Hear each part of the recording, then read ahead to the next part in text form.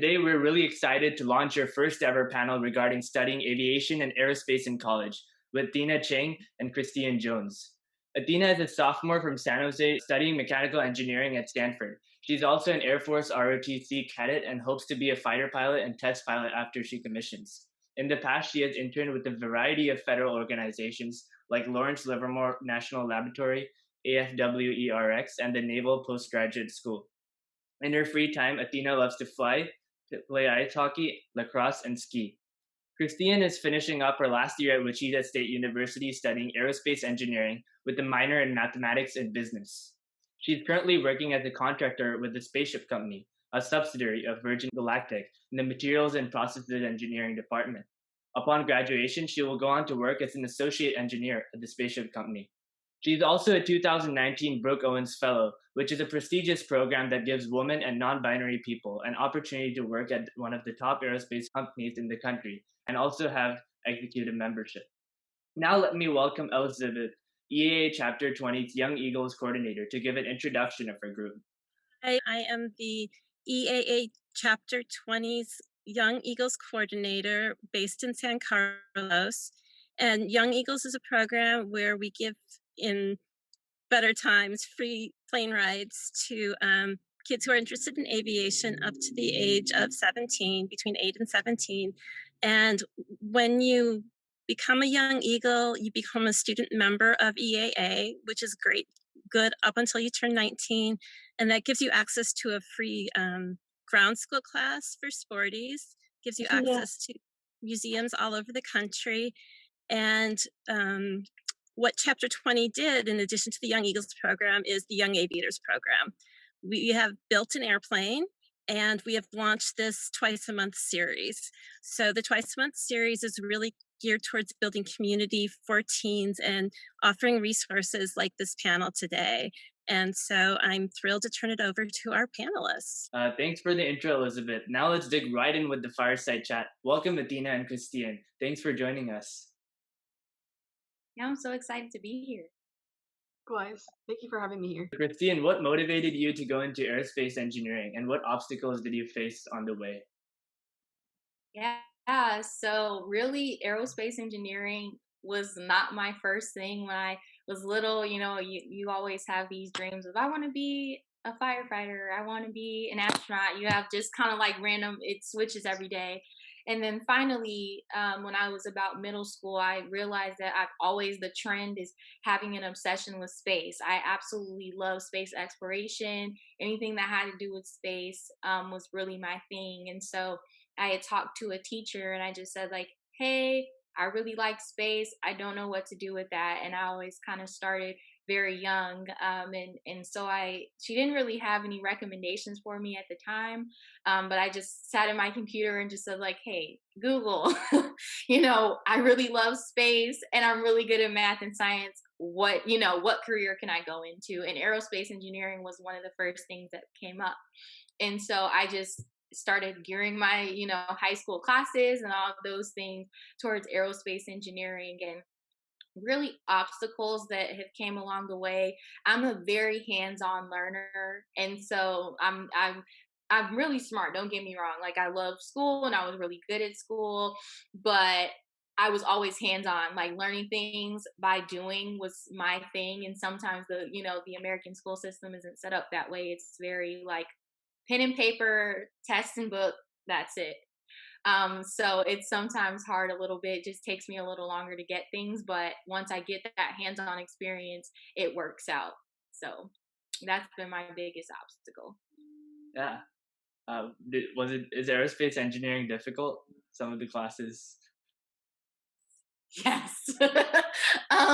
It's definitely difficult. But it's not anything that's not doable. It just takes a lot of time and commitment and continuing to just give yourself confidence that you can do it, because it's designed to be hard. Really, you get, I'm in my senior year and it's like, whoa, like, this is the meat of the degree. This is what I was looking forward to all 4 years, So it's just getting to the finish line. I know it sounds cliche, but it's a lot of hard work, but it's rewarding in the end. So no rocket science or anything like that? Yeah. Yeah. So, Athena, what motivated you to go into mechanical engineering, and what obstacles did you face?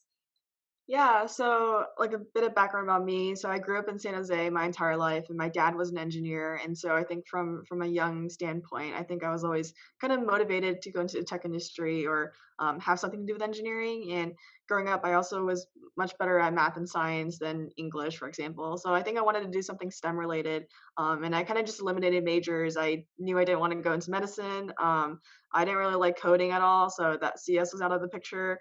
And I didn't really like electrical engineering, the physics of it. So I think out of all the majors, I kind of just decided to go with mechanical.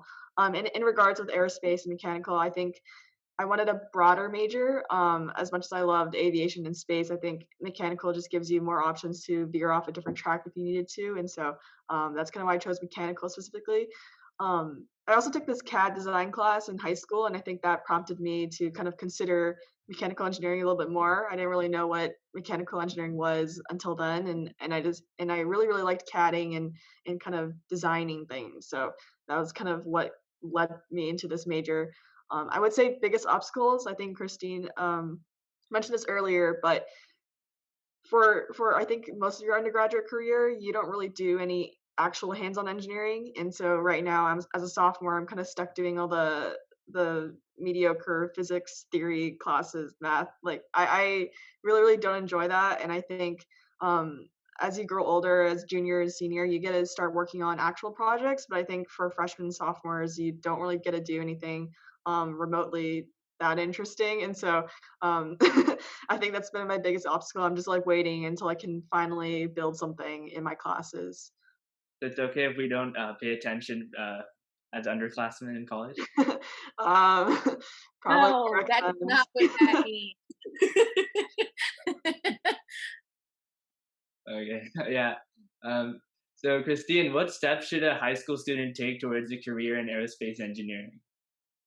Yeah, so number one recommendation is if you can get any hands-on experience, whether it be, robotics club, if you have the opportunity to work on an airplane and help build, even if it's shadowing, and when it comes to an academic track, making sure that you're staying ahead of the game when it comes to your mathematics and sciences as well, because as soon as you hit college and hit an aerospace degree, that's what they're looking for, is to see the foundation and seeing that you can do, your algebra, your calculus, and get all of those kind of skills under your belt. So if you can at all possible, even if it's not in your everyday curriculum, but even start studying those different tools, that will really help in really getting you a head start in the aerospace industry. Yeah. What if you're already too late in the high school process? It's never too late. Never too late. I mean, I didn't start doing hands-on things until college, and I still managed to make it through. I'm almost done. So it's today is the first day to forever. So whenever those opportunities are presented, definitely take them and don't take them for granted. Just because in college they're a little less less opportunity, just because they're looking for that more advanced base of, okay, well, now I'm a junior, you've taken all your foundation classes, now I'm expecting you to know. And so it's a little less pressure as a high school student, just to be able to kind of get your hands dirty and get your feet wet. Hmm. Yeah, Athena, what are some steps a high school student should take towards a career in mechanical engineering?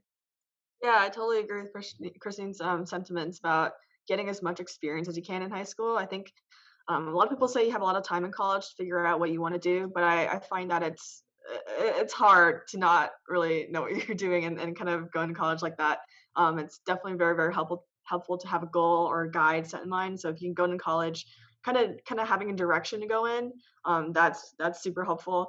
And aside from doing hands-on engineering projects, I say if you know people in the industry, maybe you can ask them to shadow at work and kind of figure out what people will actually do in work. I think people sometimes fantasize or idealize a certain career, but it's important to know what exactly goes into the day-to-day life of, for example, like a Boeing engineer. And so if you can find contacts of your family, friends, and kind of ask them questions of what they do for work, I think that's really helpful as well. Yeah, that just takes us into our next question. What are some opportunities that students can take advantage of in high school? How can they get their feet wet? Anyone? Okay. So I think I don't know if we have the question, maybe, but I'll come back to that. So I would say any type of junior organization. A lot of college students have, like Nesby, Shep, Sweet. There's a lot of different organizations for engineering students, and they have junior sectors. So if it be, a junior sector of the Society of Women Engineers, or I'm trying to think of all AIAA, of course, they have a junior sector. So getting involved in that early is definitely worth it, because they do present opportunities to be able to. I know AIAA even has some flying at some point, with scholarships of giving young aspiring pilots, ground school and things like that, which is great. EAA, sorry, not EIAA. EAA also has that opportunity. So really taking those opportunities, especially if you want to fly, and looking into those organizations. And it's a simple Google of, you know, who offers a free ground school to high school students, and you can a ton of different resources come up. Yeah, Dina. Yeah. So when I was in high school, I actually got an opportunity to intern at places, and so I think obviously it's hard to intern in high school, but I would say if you have the opportunity, definitely do it. I had a internship at the Naval Postgraduate School. I was also able to intern with this contractor company at NASA Ames in my junior year, and so those opportunities kind of gave me like a head start, definitely. I would also say since we're all in the Bay Area, I would assume that your clubs in high school definitely there's probably some STEM sort of club on high school or maybe even robotics. I would really encourage you to get into that and kind of start to get your feet wet. So those are just some of the opportunities I would say definitely just try to get your hands on it. And I think EAA as well. This chapter does a really really great job of bringing people in. And so if you really like flying, for example, definitely get involved. So these kind of things would definitely help. Yeah, and to everyone else, I also added some scholarship links for aviation in the chat. Another question was, while in engineering fields, both of you have dived into aviation. What got you passionate about it? For me, that was not my first choice. I got into aerospace for the space piece of it. And then I went to a college that is literally in the aviation capital of the world. And so it's all aviation. And so I didn't really realize how close in proximity they are, with the studies and how much you can actually do. And so really it got me interested in flying. Like if I can build an airplane, why don't I fly one? And so that's been something that I really wanted to do. I haven't been able to get my private pilot's license yet, but I want to be able to do that prior to graduate or post graduation rather, when I have a little bit more time on my hands. But it's really just the fascination with the fact that a big metal chunk can fly essentially, is pretty cool. And so that's what kind of made me more interested in the aviation side as well, and have a bit of more of appreciation for it. Yeah. Yeah. Yeah. What about you, Tina? Yeah. For me, I think my first inspiration was actually being an astronaut. I really, really liked space growing up. My dad had a telescope outside, and so we'd look at the stars all the time. And I dream of going to space. And watching a lot of Nova documentaries about black holes. Like I think I was really, really into space, and so I wanted to be an astronaut first. And I still do actually, but it's a dream that's far away. And so I was looking up different astronaut bios, and I realized most of them are actually test pilots. And so that kind of inspired me to go down the military route, which was I wanted to be a fighter pilot, and then I wanted to be a test pilot, and then maybe even pursue my dreams of becoming an astronaut. So that was kind of like my first stepping stone, I think. And I always really liked flying. I like the concept of planes as well. So I was like, why not? Why do I have to sit there in a corporate environment coding my ass away when I can just sorry for language, but why should I do that if I can just actually go into the military and fly jets. Like I think that was kind of like my biggest inspiration.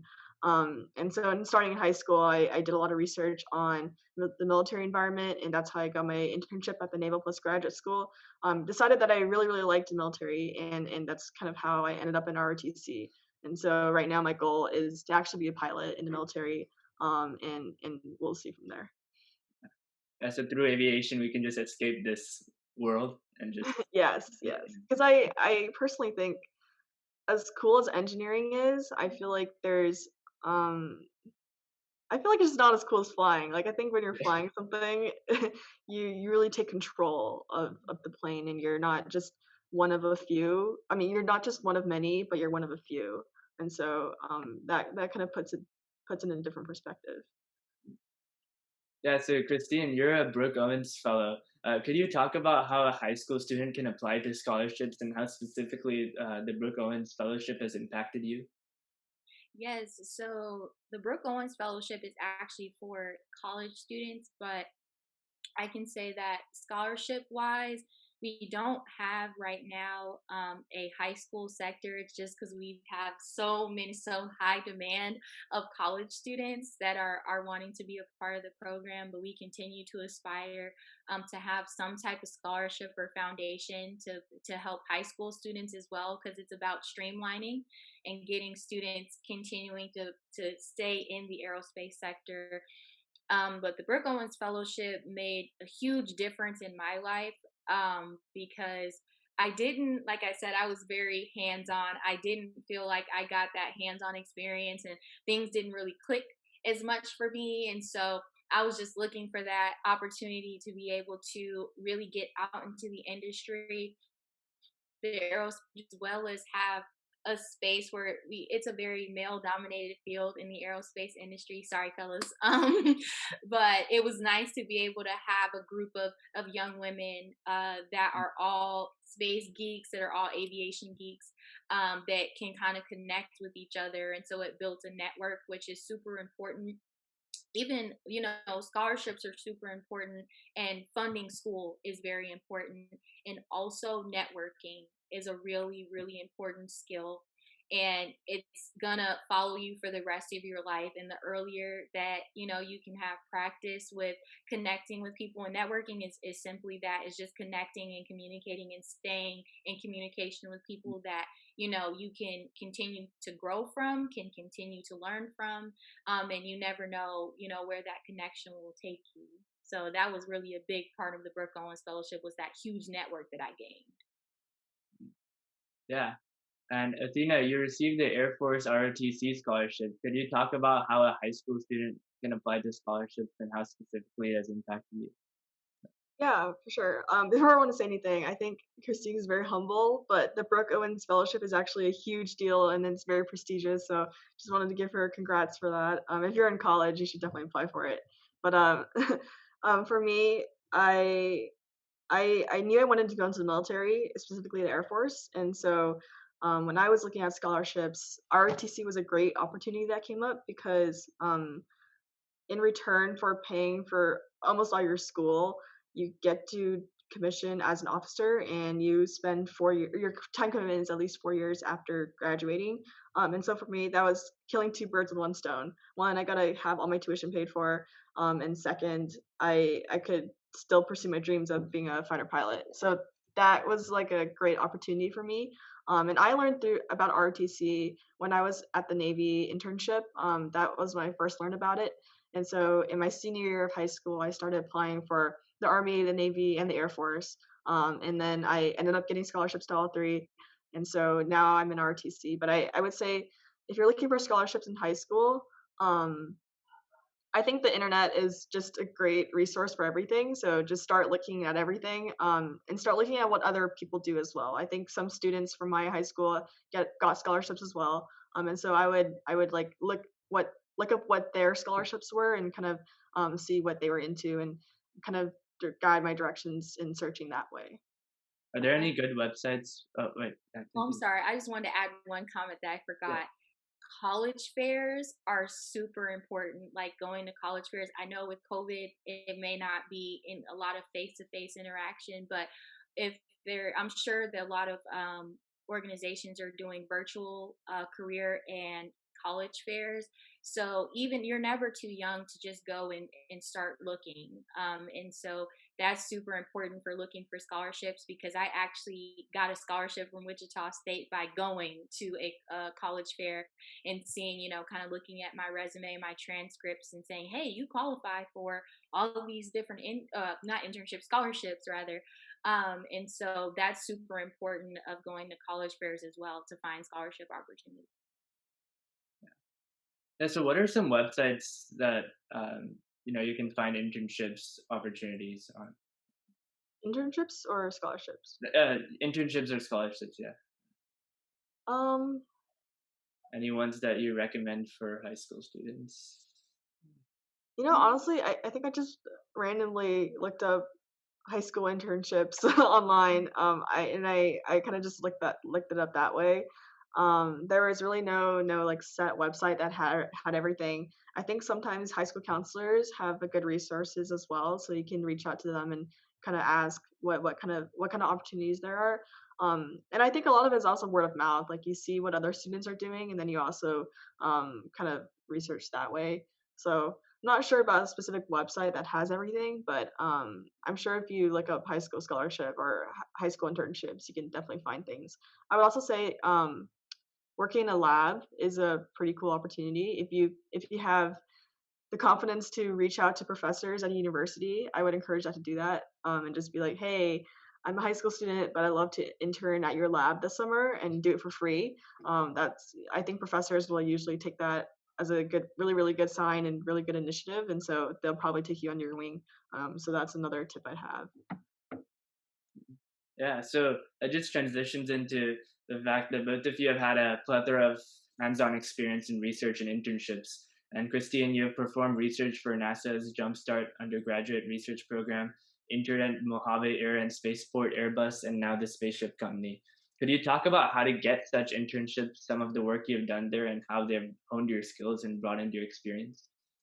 Definitely. So yeah, my first ever internship was at Southwest Airlines, and that was after I did NASA Jumpstart research, which that was offered by my university, and NASA in Kansas, which is a really big facility that kind of brings in a whole bunch of different work and research opportunities for students that may not be able to go out to the NASA campuses, but bring it rather to them. So we had a NASA in Kansas research center at my school, and so I had the privilege of being able to do research, and it really set the foundation for what it's not necessarily, it is industry, but it's more so investigation than building and doing a lot of engineering.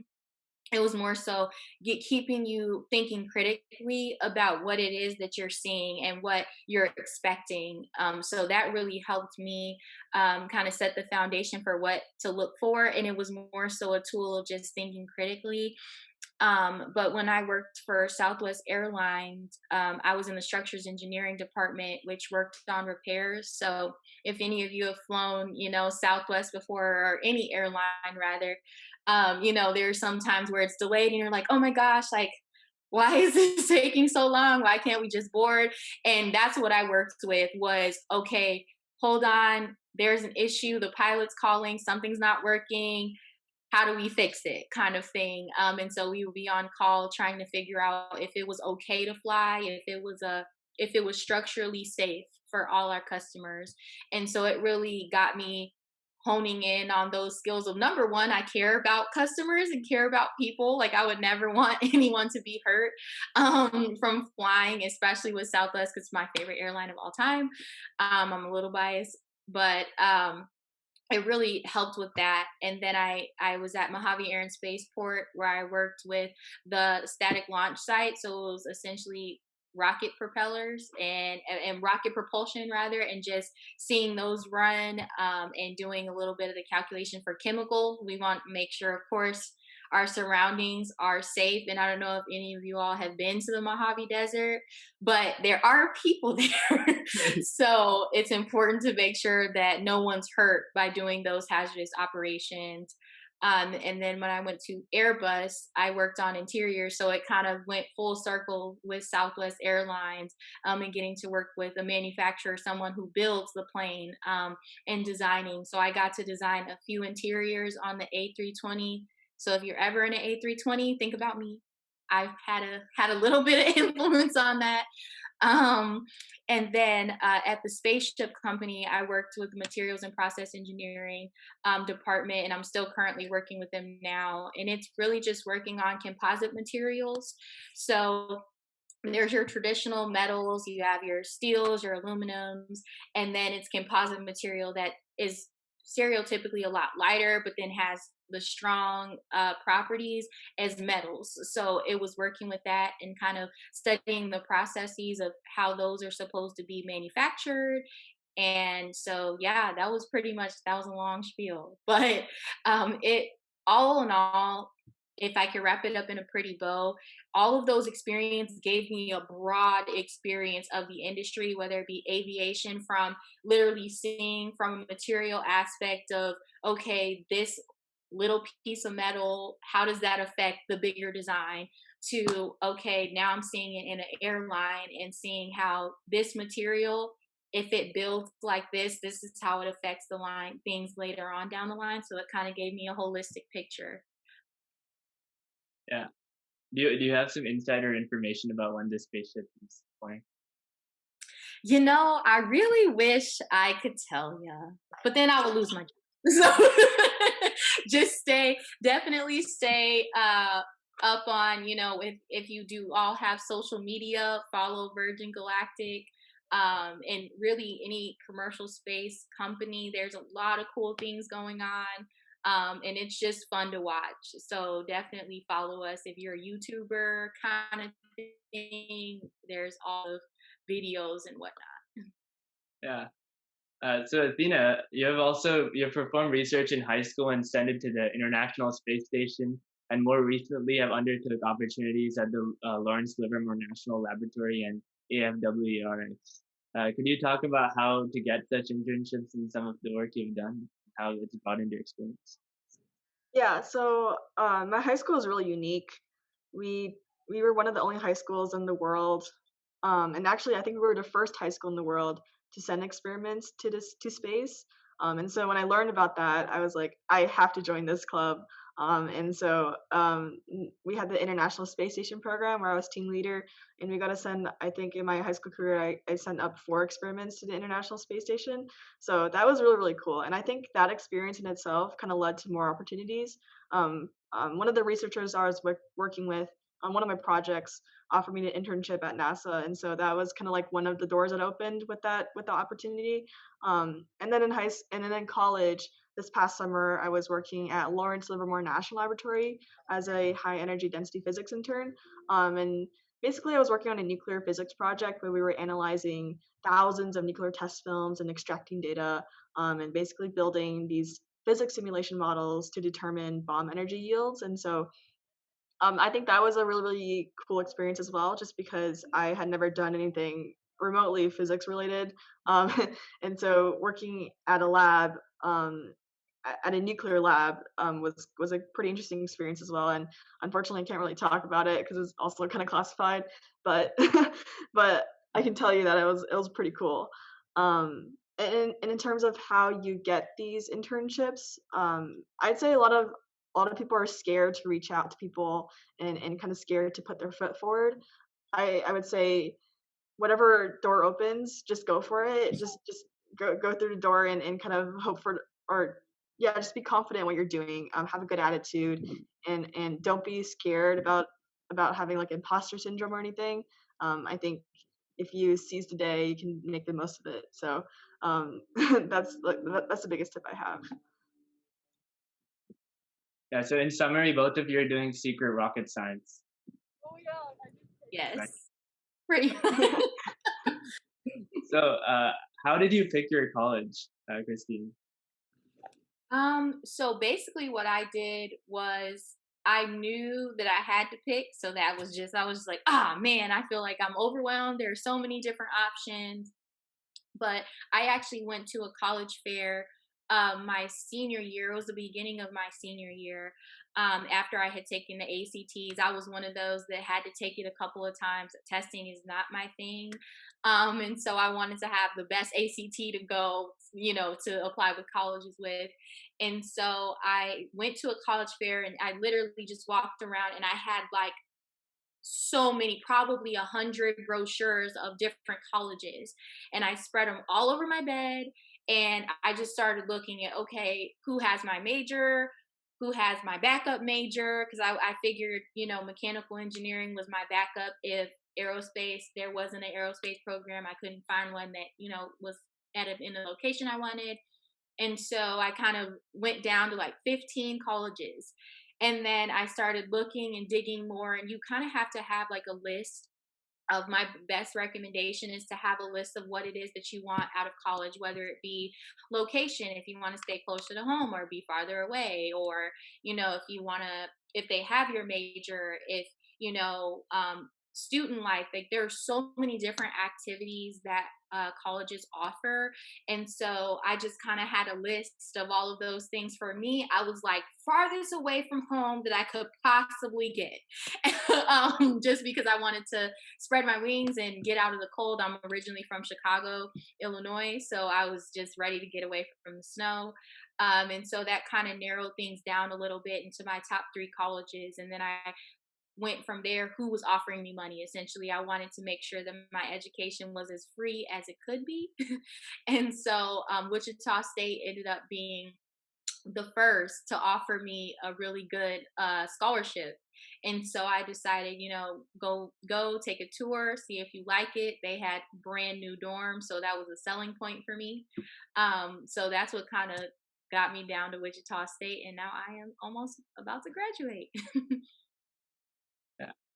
Yeah. Tina, how did you pick your college? Yeah, so I guess growing up in the Bay Area, Stanford's a dream school for every single parent, and I think that kind of manifested in itself.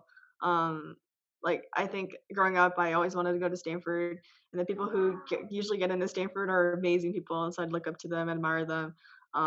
It was weird though because in high school, starting junior year and senior year, I kind of decided I didn't really want to go to school so close to home. And so I was looking more on the East Coast actually, and I applied to Yale early. Yale was actually my first choice school, and I got in.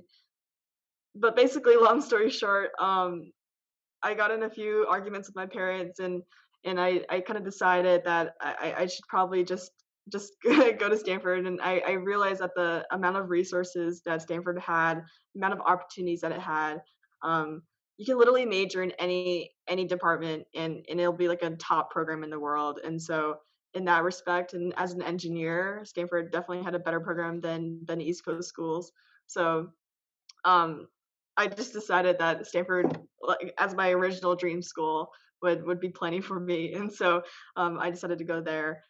And also, I think ROTC played a big part too. The ROTC detachment at San Jose State was a pretty good one, and I really liked the camaraderie there. And so I think that was like the final push, and kind of pushed me in that direction. Yeah. So, Christine, talk about your college experience. What are some opportunities available for students at your respective universities and differences between high school and college life? You can be frank about it. Nobody's gonna catch. Yeah, unfortunately, I hate to be a bearer of bad news, but I was boring in college. I did not like party. I didn't do the stereotypical college life. I was more really interested in outreach and in extracurricular activities, but academic. So I pledged a sorority. I was the president of Black Student Union. So it was like a social club for African American students on campus.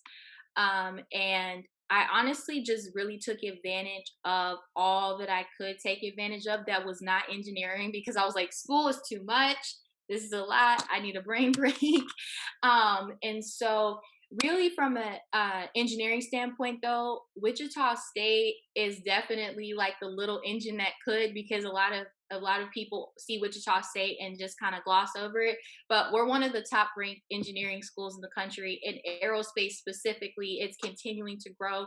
There's a ton of different research opportunities. I am biased. Wichita State is absolutely phenomenal. Like, I am so excited for the young people that are going to be coming behind me, because I mean, a ton of resources, so many companies.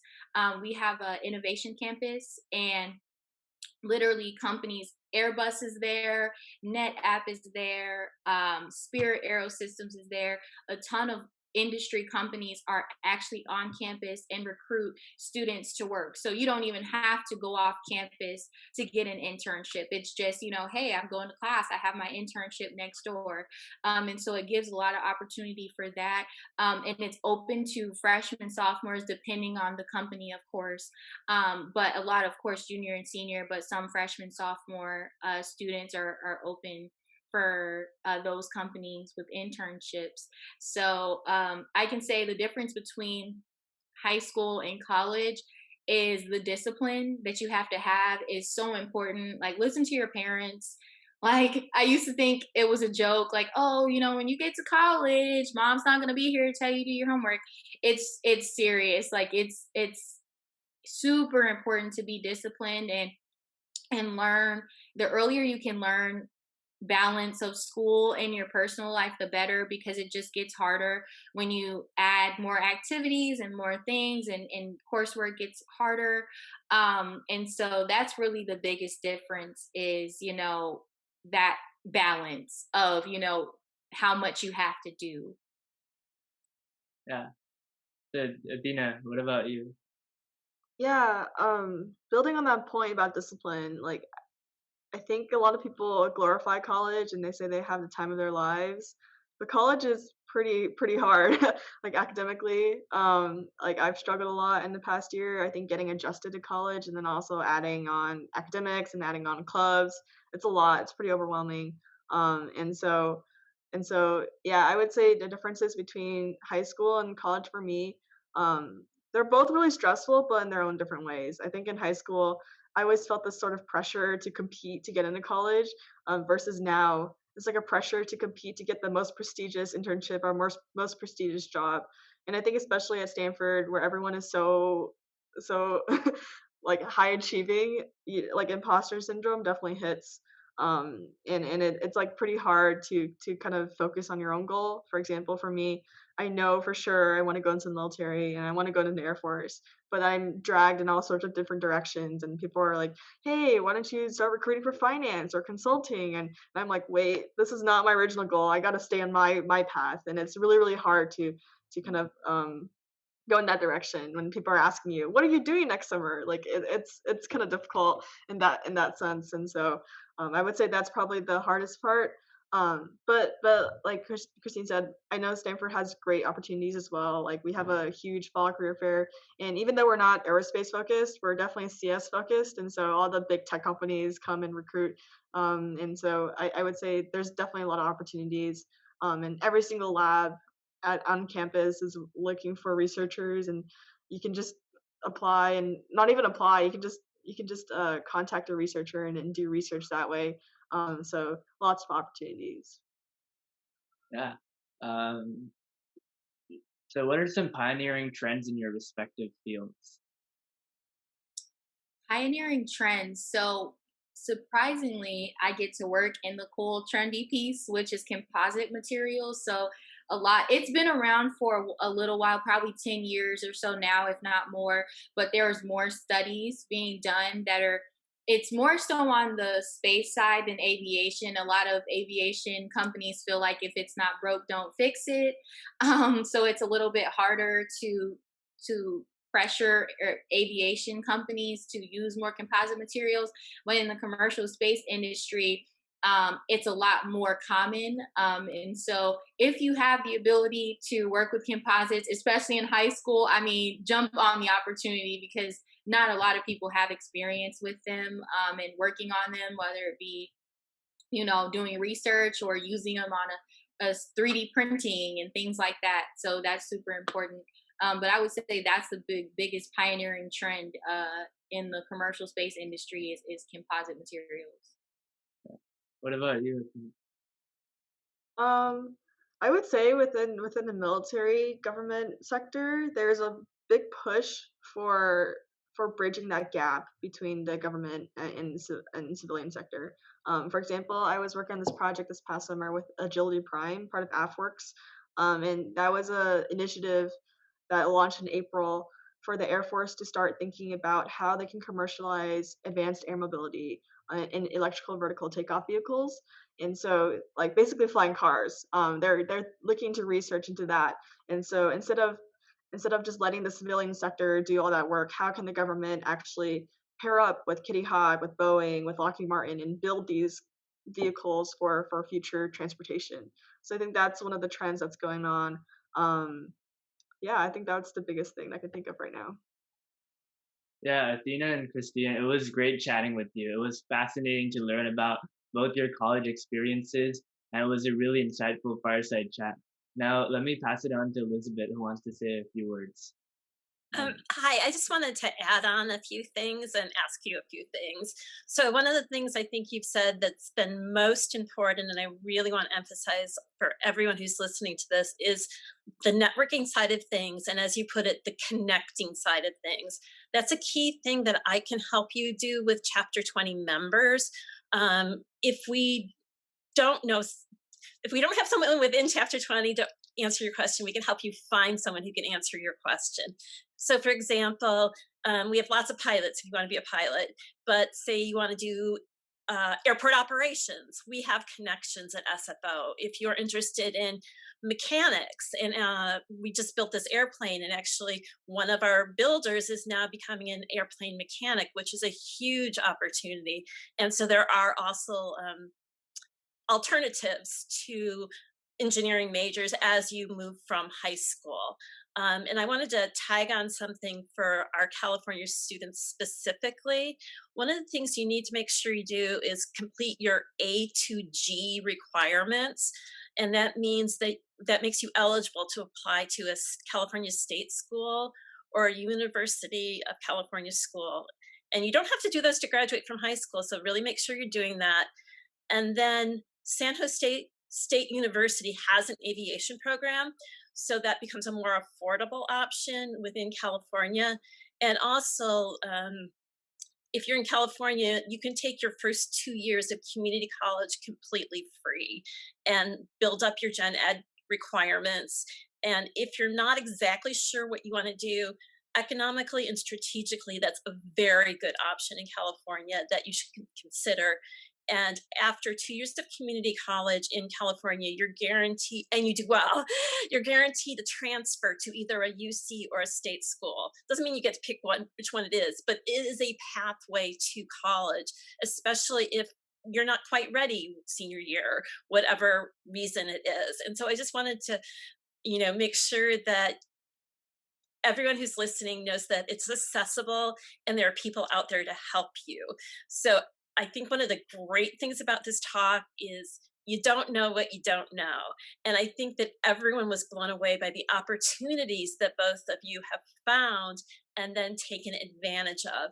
And you find those opportunities by actually got to reach out and talk to someone. And a lot of times you may think, oh, this person is doesn't want to deal with me, or this person is too important, or whatever it is. But a lot of times those are the people who are most excited about someone who's excited about what they're doing.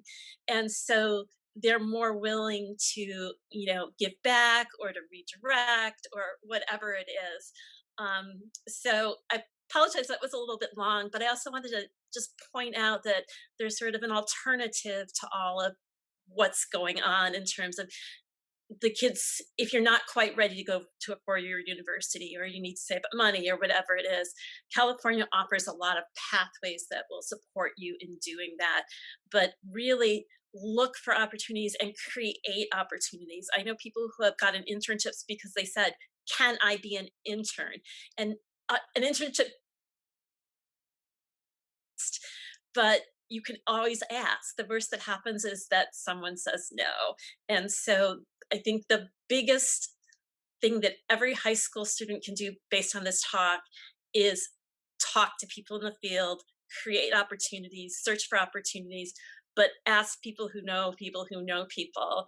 And again, sorry that was a little bit long, but I think our panelists might want to just see if I'm right and see if that's the right way to go about it. Yeah, definitely. I strongly believe in the power of networking, and I think networking is what helped me get my internships in the past. Especially the one at NASA that I got in my junior year of high school. And like learning about ROTC was also through networking. So really reaching out and utilizing the connections that you have. And if you don't have connections, like maybe your parents do, maybe your friends do, and so it's a powerful world out there, and you just have to try to utilize it as much as possible.